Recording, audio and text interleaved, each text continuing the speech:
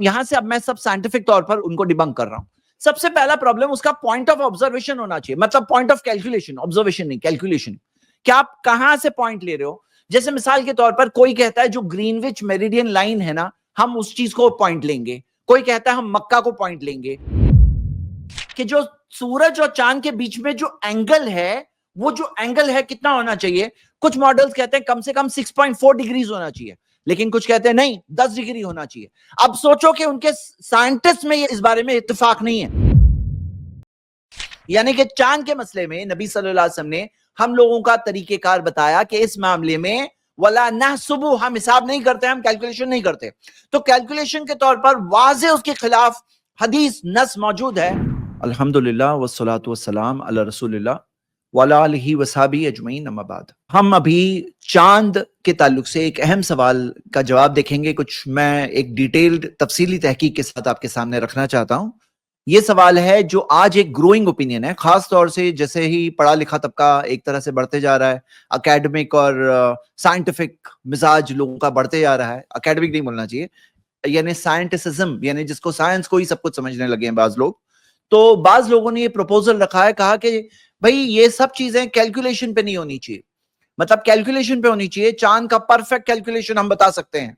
सुनिए आप गौर से सवाल को, और आपको कई सारी वीडियोस इंटरनेट पे मिलेगी जहां पे वो लोग कहते हैं कि भाई आज क्या सूरज को देखते हैं हम लोग, सूरज को उगते हुए डूबते हुए देखते हैं हम लोग, बस कैलकुलेशन के साथ बुनियाद पर करते हैं। कैलकुलेशन का चार्ट होता है, जो तकवीम होती है उसकी बुनियाद पर हम नमाजें पढ़ते हैं।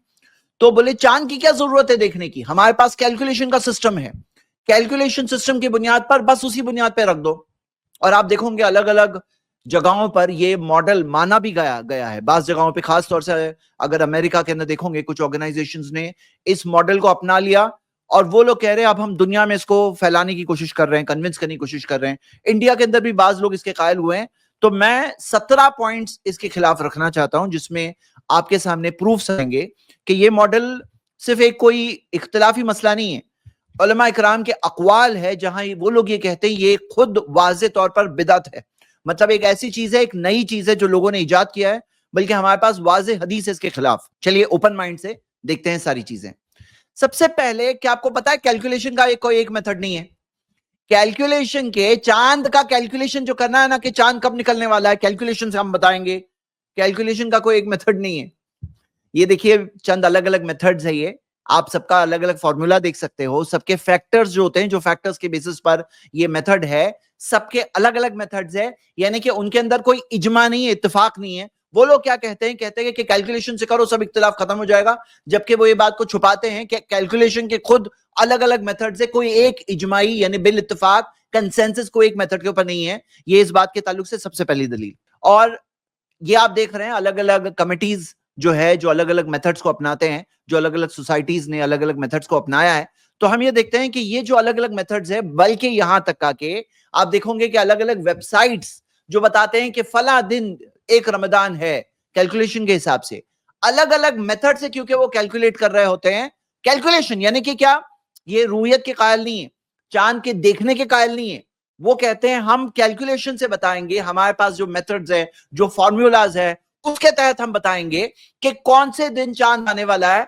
अब अलग अलग वेबसाइट्स को आप देखोगे कि वो अलग अलग दिन बता रहे हैं, मतलब कि क्या इख्तिलाफ खत्म कर रहे हैं वो, या और इख्तिलाफ पैदा कर रहे हैं, और वो भी एक ऐसी बुनियाद पर, एक ऐसी चीज से, एक ऐसे तरीके से जिसके बारे में कंडेमनेशन हदीस में मौजूद है। मैं आपको बताऊंगा।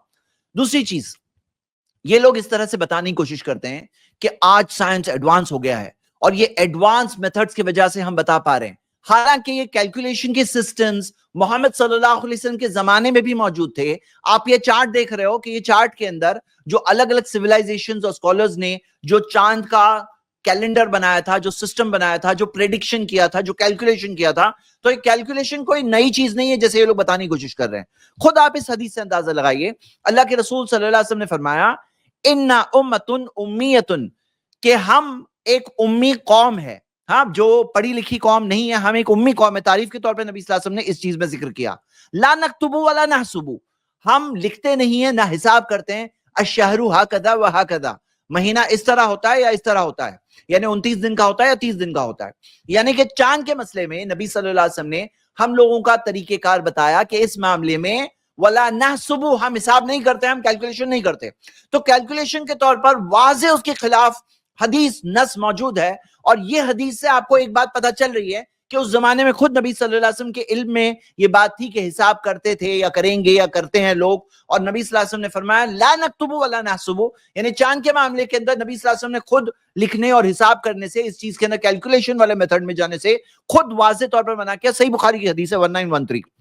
तीसरी दलील, आप इस हदीस पर गौर करिए, सुमु लिरुयतिही वाफ्तिरू लिरुयतिही, कि चांद देखकर रोजा शुरू करो और चांद देखकर रोजा रखना बंद करो।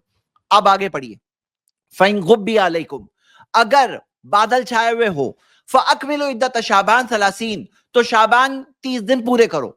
अब यहां पे ये जो अगर बादल छाए हुए हो, अब आप सोच के बताओ, बादल छाए हुए हो, तो बादल छाए हुए हो यानी कि चांद पीछे है या नहीं है? हो भी सकता है, नहीं भी हो सकता है, बादल छाए हुए हैं। और जैसे कि इस हदीस में आता है फ़इन गुम्मा अलैकुम, बदली छाई हुई है। अगर बदली छाई हुई है, अब्र आलू, जैसे धूल वाला जो माहौल होता है, आपने देखा होगा गल्फ कंट्रीज में जो लोग रहते हैं कि बाज औकात पूरी फिजा ऐसी धूल वाली होती है कि कुछ भी ऊपर क्या दिखाई नहीं देता है। अब बदली छाई हुई या बादल छाए हुए हैं, उसके ऊपर चांद हो सकता है। किसने कहा नहीं हो सकता है? चांद हो सकता है, यानी कि वाज़े तौर पर चांद होने का चांस है। और होने के बावजूद फिर भी रोजा नहीं रखेंगे हम महीने को खत्म नहीं करेंगे, अगले महीने को शुरू नहीं करेंगे जब तक खुद चांद दिख ना जाए। यहां पे एक शरई उसूल भी है, पता है आपको, इसमें एक शरई उसूल भी है। कोई कहे अरे अगर चांद होगा तो भी नहीं करेंगे, क्योंकि हम देखते हैं कि हम गुमान के पीछे नहीं चलते हैं, हम हो सकता है या होगा के पीछे नहीं चलते हैं, हम है के पीछे चलते हैं। इसी वजह से ज़ईफ हदीसों के पीछे नहीं चलते हैं, सही हदीसों के पीछे चलते हैं। इसी वजह से शरई बहुत सारे मसाइल के अंदर ये एक कायदा है, फिक्र का कायदा है। तो ये गुमानों की दुनिया के पीछे हम नहीं चलते हैं, बल्कि यहूद और नसारा का तरीका है, मा लहुम बिही मिन इल्म इल्ला इत्तिबा ज़न, उनके पास इल्म नहीं है, वो गुमानों के पीछे चलते हैं। हम गुमानों के पीछे नहीं चलते हैं, हम यकीन के पीछे चलते हैं। किसी ने देखा, गवाही दी तो मानेंगे, अगर देखा नहीं, गवाही नहीं मिली तो होगा, हो सकता है होगा, हम नहीं मानेंगे, क्योंकि हम देखेंगे तो ही करेंगे। और यही चीज नबी सल्लल्लाहु अलैहि वसल्लम ने सिखाया। अब सवाल क्या है, कोई कैलकुलेशन मेथड पे गया तो इस पे अमल होगा क्या? भाई ये इबादत है, ये चांद देखना इबादत है, नबी सल्लल्लाहु अलैहि वसल्लम का हुक्म है, और अल्लाह के रसूल सल्लल्लाहु अलैहि वसल्लम ने पूरी वाज़े तौर पर दुआ सिखाई। अब यहाँ पे क्या मामला है कि अगर कोई कहे कि फिर चांद हम कैलकुलेशन से करेंगे, अब बताओ आपके कैलकुलेशन के अंदर बादल छाए हुए है, बदली छाई हुई है, कैलकुलेशन के हिसाब से हो सकता है रियल भी हो सकता है रियल भी हो।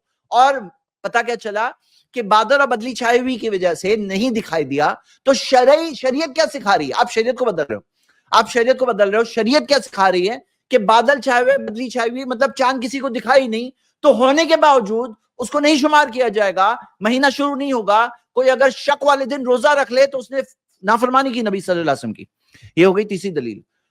और चौथी दलील, अब यहां पे ये क्या करते हैं, रूया लफ्ज जो है ना, सुमु लिरुयतिही, तो यहां पर ये रूया जो है, वइज़ा रायतुम, जब तुम देखो, तो उसके अंदर उसकी तावील करते हैं। अगर आप डिक्शनरी चेक करोगे तो रूया की मीनिंग क्या है, देखने की माना क्या है।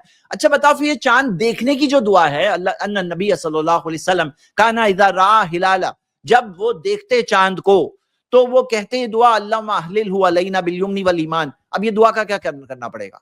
चांद को कोई दिखेगा ही नहीं, सब कैलकुलेशन करेंगे, चांद को कोई दिखेगा ही नहीं, तो फिर ये दुआ के बारे में क्या करना होगा? यानी कि अब ये लोगों को क्या करना पड़ता है, लफ्ज रूया की मीनिंग जो है नहीं वैसी कोई मीनिंग ला करके कैसे ही जबरदस्ती फिट करने की कोशिश करनी पड़ती है, यानी कि हदीस की माना के ना तावील करना पड़ता है।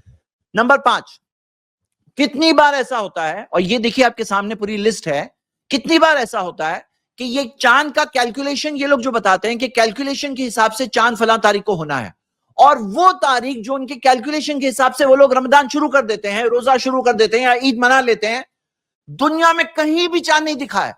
ये मैंने आपके सामने स्क्रीन पर 3 मिसालें ऐसी रखी है कि कैलकुलेशन के हिसाब से हो गया था, उनके कैलकुलेशन के हिसाब से चांद हो गया था, लेकिन दुनिया में किसी भी इंसान को चांद दिखाई नहीं। अब बताओ अगर चांद सचमुच हुआ था, कोई एक इंसान, खास तौर से लोग देख रहे हैं, मतलब खास तौर से लोग ऑब्जर्व कर रहे हैं, कोई किसी एक को तो दिखा होता।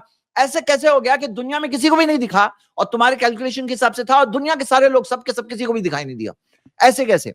इसकी ऑपोजिट चीज भी हुई है, ऐसी भी मिसालें मौजूद है जो अभी जिक्र हो रहा था थोड़ी देर पहले, कि दुनिया के अंदर चांद दिखा और कैलकुलेशन के हिसाब से नहीं होना था। मतलब कैलकुलेशन के हिसाब से चांद को नहीं होना था, लेकिन रियल तौर पर दुनिया में चांद दिखा। इसकी मिसाल यहाँ पे मक्का की है, जो मक्का के अंदर खास तौर से जो मक्का में चांद दिखा गया था और लोगों ने इसके बारे में कहा कि भाई कैलकुलेशन के हिसाब से तो चांद नहीं होना था। अब उनकी कैलकुलेशन की असलियत मैं आपके सामने रखने वाला हूं, खुद प्रूफ के साथ रखने वाला हूं, लेकिन उससे पहले जो वो लोग कहते हैं ना ये ब्लफ है, ब्लफ। अब बताओ, जो लोग कहते हैं हमने चांद देखा, सच्चे लोग, अमानतदार, मतलब प्रूफ वाली बात, सब झूठे, सब झूठे। जिन्होंने कहा देखा कि चांद दुनिया में देखा और कैलकुलेशन के हिसाब से नहीं होना था, दुनिया में देखा, अब वो जो देखने का दावा कर रहे हैं वो लोग सब झूठे हैं। फिर तो क्या मामला है, यानी क्या वो सब झूठे और आपका मेथड सही है? चलिए हम मेथड पे आते हैं।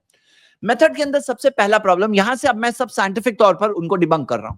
सबसे पहला प्रॉब्लम उसका पॉइंट ऑफ ऑब्जर्वेशन होना चाहिए, मतलब पॉइंट ऑफ कैलकुलेशन, ऑब्जर्वेशन नहीं कैलकुलेशन। क्या आप कहां से पॉइंट ले रहे हो? जैसे मिसाल के तौर पर कोई कहता है जो ग्रीनविच मेरिडियन लाइन है ना, हम उस चीज को पॉइंट लेंगे। कोई कहता है हम मक्का को पॉइंट लेंगे, कोई कहता है नहीं हम कायरो वगैरह, और फिर टर्की का अलग, कुछ अलग अलग चीज है ऑब्जर्वेशन का। तो यहां पर मामला क्या है, कैलकुलेशन वेरी करता है location to location. Point of calculation क्या है, पहला सवाल, इसमें इख्तिलाफ हो जाता है। अगली चीज, जो एंगुलर सेपरेशन है, एलोंगेशन है, क्या मतलब कि जो सूरज और चांद के बीच में जो एंगल है, वो जो एंगल है कितना होना चाहिए? कुछ मॉडल्स कहते हैं कम से कम 6.4 डिग्रीज होना चाहिए, लेकिन कुछ कहते हैं नहीं 10 डिग्री होना चाहिए। अब सोचो कि उनके साइंटिस्ट में ये इस बारे में इत्तेफाक नहीं है कि कितनी डिग्रीज में चांद दिखाई देगा। तो वो लोग कहते हैं एंगुलर सेपरेशन जो है, ये एलोंगेशन जो होना चाहिए, कितने डिग्रीज होना चाहिए? कोई कहता है 6.4 डिग्रीज होना चाहिए, कोई कहता है 10 डिग्रीज। यानी उनमें इत्तेफाक नहीं है, यानी उनमें इस चीज में कंसेंसस नहीं है, उनमें कोई यकीन नहीं है इस चीज में, जो वो लोग ब्लफ करते हैं जिस तरह से कि साइंटिफिक तौर पर। यहां पर आपको मैं इसकी असलियत बताना चाहता हूं। पॉइंट नंबर 9, जो ऑल्टीट्यूड है, जो कितनी हाइट पे चांद होना चाहिए, यानी कि होराइजन जो होता है उससे कितना ऊपर होना चाहिए चांद। तो कहते हैं कि 5 डिग्रीज ऊपर होना चाहिए ताकि विजिबिलिटी दिखाई तो दे, 5 डिग्रीज ऊपर होना चाहिए। तो इसके अंदर भी इख्तिलाफ है। आगे, चांद कितना पुराना होना चाहिए, कुछ कहते हैं कम से कम 18 से 20 घंटे पुराना हो तो जाके दिखाई देगा। इसमें भी इख्तिलाफ है कि 18 घंटे 20 घंटे या कितना। अगली चीज, चांद का कितने हिस्से पे लाइट आ रही हो, कहते हैं नहीं कम से कम 1%, लेकिन इसमें भी इख्तिलाफ है कि कितने परसेंट पे लाइट हो, इसमें भी इख्तिलाफ है। अगली चीज, अब आप बोलो सारे फैक्टर्स के बाद चांद दिखना चाहिए ना, मतलब हदीस क्या है, दिखना चाहिए, दिखाई नहीं। ह्यूमन परसेप्शन को आप किस फॉर्मूला में फिट कर सकते हो, मतलब आप दुनिया के किस फॉर्मूला के अंदर फिट कर सकते हो कि ह्यूमन परसेप्शन इंसान को दिखाई देगा? क्योंकि देखने के इंसानों के परसेप्शन के अंदर ये फॉर्मूला यहां पे काम नहीं करेगा। ये तो बिल्कुल ही सब्जेक्टिव चीज है भाई, ये तो जगह जगह से डिफर करेगा, ये कोई इसका एक फॉर्मूला नहीं हो सकता है। नंबर 13, ज्योग्राफिकल डिफरेंसेस, कि जैसे मिसाल के तौर पर एक एरिया सऊदी अरेबिया में देखना, वहां का जो ऑब्जर्वेशन है वो यूएसए और इंडोनेशिया में वर्क करेगा, जरूरी नहीं है। पॉइंट नंबर 14, बहुत इंपॉर्टेंट पॉइंट, जो ये लोग कहते हैं कैलकुलेशन ये बता रहा है, कि आपको ये पता है यहां पर ये सब्जेक्टिव क्यों है? मैं जब चीजें देखता हूं ना, तो मुझे बल्कि ईमान बढ़ने वाली हमेशा कुछ ना कुछ निशानियां, वाज़ेह निशानियां मिलती है। नबी सल्लल्लाहु अलैहि वसल्लम ने जैसे कि पेशन गोई कर दी है, 1400 साल पहले से हमें तरीका बता दिया। क्या बता दिया? कि इस चीज के अंदर, चांद के कैलकुलेशन के अंदर हम नहीं कैलकुलेशन करते। अब कैलकुलेशन करने वाले उस रास्ते पर चले और ब्लफ करते हैं, बेवकूफ बनाते हैं लोगों को। फैक्ट क्या है मालूम है भाई? आपका फॉर्मूला अपनी जगह पर है, सारी चीजें अगर सॉल्व भी हो जाती तो भी यहां पे प्रॉब्लम क्या है आपको पता है? कि यहां पर ये जो आसमान में आपको चांद को देखना है, ये कोई फॉर्मूला में क्यों फिट नहीं हो सकता? क्योंकि आसमान की हालात जो होते हैं उस वक्त पर डिफर करते हैं। जब रात में सूरज डूबने के बाद जो ट्वाइलाइट का वक्त होता है, यानी कि जिसके अंदर सूरज की रोशनी पूरी तरह से खत्म नहीं हुई होती है, वो वक्त पर जब चांद देखना है तो कितनी आसमान में रोशनी फिर भी बाकी होगी, ये चेंज होता है। जैसे पॉल्यूशन जहां ज्यादा है, तो कहते हैं पॉल्यूशन ज्यादा होने की वजह से, जो धुआं वगैरह सब ज्यादा होने की वजह से, वहां पे सूरज की रोशनी स्प्रेड होकर आसमान सूरज डूबने के बाद भी ज्यादा देर तक थोड़ा सा ब्राइट रहता है। क्यों रहता है? इसका ऑब्जर्वेशन है कि जो अर्बन एरियाज है जहां पे पॉल्यूशन वगैरह होता है, वहां पे आसमान ज्यादा देर तक ब्राइट रहता है, वो ब्राइटनेस की वजह से चांद के दिखने के चांस कम हो जाते हैं। हाँ, तो यहां पे ये कहना कि दिख जाएगा, तो ये जो आसमान की कंडीशन आप प्रेडिक्ट नहीं कर सकते कि कैसी रहेगी, उसके कई सारे फैक्टर्स हैं। यहां पे आप ये भी देखिए, ये वाला देखिए, कि अगर मान लीजिए नंबर 15, कि अगर चांद जो है सूरज और होराइजन के ताल्लुक से, जो उसकी एग्जैक्ट में जो लिमिट है, इसे डैंजन लिमिट कहते हैं, जो डैंजन लिमिट है 7 डिग्रीज, इसके ताल्लुक से भी इख्तिलाफ है, क्योंकि कितना अगर ऊपर होगा तो विजिबिलिटी ज्यादा होगी, यानी देखने के चांसेस ज्यादा होंगे। सूरज के डूबने के ज्यादा करीब अगर वो है, तो ये कई सारी चीजें हैं, यानी कि इसकी वजह से चांद की विजिबिलिटी में डिफरेंस आता है। अच्छा, अभी जो ट्वाइलाइट का है, जो डिफरेंस जो पैदा होता है सीजन के हिसाब से भी होता है, कि विंटर के अंदर जो ट्वाइलाइट है, ये जो वक्त होता है सूरज डूबने के बाद, रोशनी खत्म होने से पहले, जो शफक खत्म होने से पहले ये जो वक्त होता है, तो ये विंटर के अंदर छोटा होता है और समर के अंदर लंबा होता है। हाँ, नॉर्दर्न हायर लैटिट्यूड्स में जाएंगे, ऊपर की तरफ जाएंगे, तो फिर क्या होता है, ज्यादा देर तक रहता है, और नीचे के एल्टीट्यूड्स में आएंगे तो कम वक्त तक रहता है। तो हम देखते हैं कि ये ड्यूरेशन जो है चेंज होता है।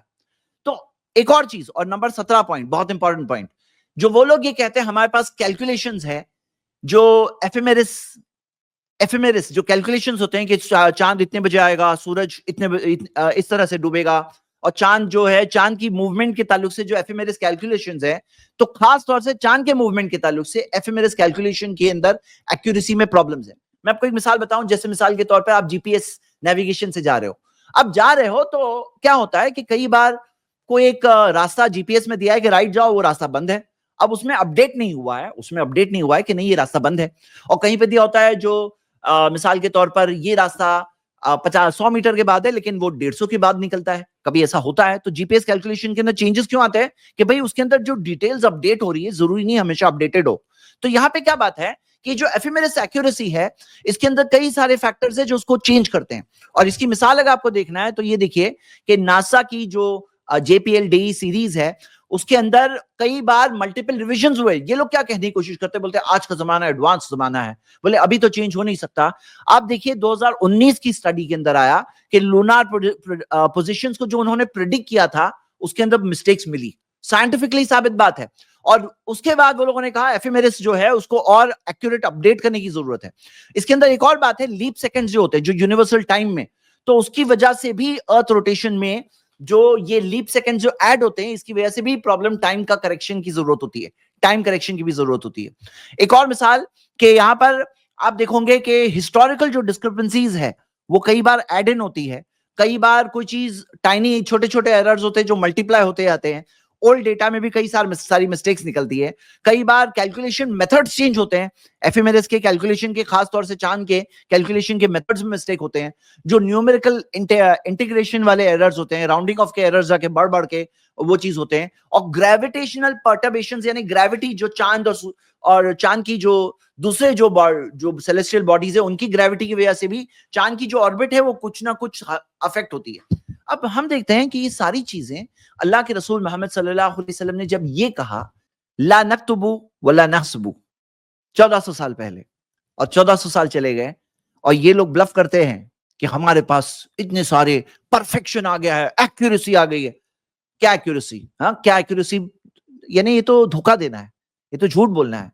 यही सही तरीका है, आसानी है इसके अंदर, ये तरीके में आसानी है। दुनिया का कोई भी इंसान कहीं भी रहता हो, वो वहां से दीन इस्लाम पर अमल कर सकता है। वो मोहताज नहीं है कि कोई ना कोई कैलकुलेशन वाले के पीछे भागे कि भाई मुझे कैलकुलेशन करके बताओ चांद कब निकलने वाला है। हाँ, वो दुनिया के कोई भी कोने में हो, बिल आसानी से, इन्ना दीन युस्रुन, दीन आसान है, वो बहुत बाआसानी दीन पर अमल कर सकता है ना, दुनिया के कहीं भी रहकर। और ये जो लोग बता रहे हैं जिस तरह से मोहताज बना दी होते हुए लोगों को, ये लोग जो जो तरीका बता रहे हैं, तो वो लोग फिर मोहताज हो जाते हैं इतने सारे जो कैलकुलेशन के एरर्स, कॉम्प्लिकेशंस, अलग अलग मेथड्स, इख्तिलाफ, ये चक्कर में जाकर लोग कितने प्रॉब्लम में आते हैं। नबी सल्लल्लाहु अलैहि वसल्लम ने हमें रास्ता बताया, क्योंकि वही के तहत बात कर रहे थे नबी सल्लल्लाहु अलैहि वसल्लम, कि नबी सल्लल्लाहु अलैहि वसल्लम ने अपनी मर्जी से कुछ नहीं कहा, जो भी कहा वही के तहत कहा। देखिए एक निशानी दिख रही है कि नहीं दिख रही है हम सबको? अल्लाह से दुआ, अल्लाह हम सबको हक को समझने की तौफीक अता फरमाए। ठीक, आप लोग कुछ ऐड अच्छा करना जैद चाहते भाई, हैं? जो मैंने बताया इसमें जो है, जो आप बता रहे थे कि अलग अलग फैक्टर होते हैं चांद दिखने नहीं दिखने के, इसमें इंसान की रोयत का भी तो मसला होता है ना, कि किसी की नजरें बहुत ज्यादा तेज होती हैं, किसी की जी नजरें कमजोर होती हैं। तो अब नजरों की जो तेजी होती है, इसको तो हम किसी उसमें कैद नहीं कर सकते हैं। बाज मर्तबा किसी इंसान की नजर इतनी तेज होती है कि बहुत बारीक से बारीक चांद उसको दिखाई दे जाता है, जो आम नजरों से लोगों को नहीं दिखता है। और सही है। तजर्बा भी इस बात पर शाहिद है कि बाज मर्तबा पूरे के पूरे लोग चांद दिख रहे हैं, किसी को नहीं दिखता है, लेकिन इलाके में एक आदमी को चांद दिख जाता है। तो ये एक फैक्टर ये भी है कि नजरें कितनी तेज होंगी कि बारीक से बारीक चांद वो देख सकते हैं। जैसे नॉर्मली कहते हैं कि 10% या 6% चांद अगर है तो नॉर्मल आंखों के लिए विजिबल होता है, लेकिन इस पर भी लोगों ने कहा है कि इससे कम छोटा चांद भी जो है वो हो सकता है कि किसी के लिए विजिबल हो, किसी एक फर्द के लिए, उसकी तेज नजरों की वजह से। तो ये भी एक फैक्टर इसमें ऐड कर सकते हैं इसमें। इस क्लिप की फुल वीडियो देखने के लिए हमारे चैनल पर जरूर आएं। आई प्लस टीवी ने एक नया यूट्यूब चैनल शुरू किया है जिसका नाम है आई प्लस टीवी इख्तिलाफ का हल। इस चैनल पर सिर्फ इख्तिलाफी मसाइल पर वीडियोस आएगी, लेकिन दलाइल के साथ और भाईचारगी के साथ। आपको मैं दावत देता हूं कि आप भी हमारे इस चैनल को सब्सक्राइब करें, हमारी वीडियोस को शेयर करें और नोटिफिकेशन आइकन को ऑल सेलेक्ट करें ताकि आपको हमारी वीडियोस का नोटिफिकेशन मिल सके। जज़ाकल्लाहु खैर, वस्सलाम अलैकुम रहमतुल्लाह।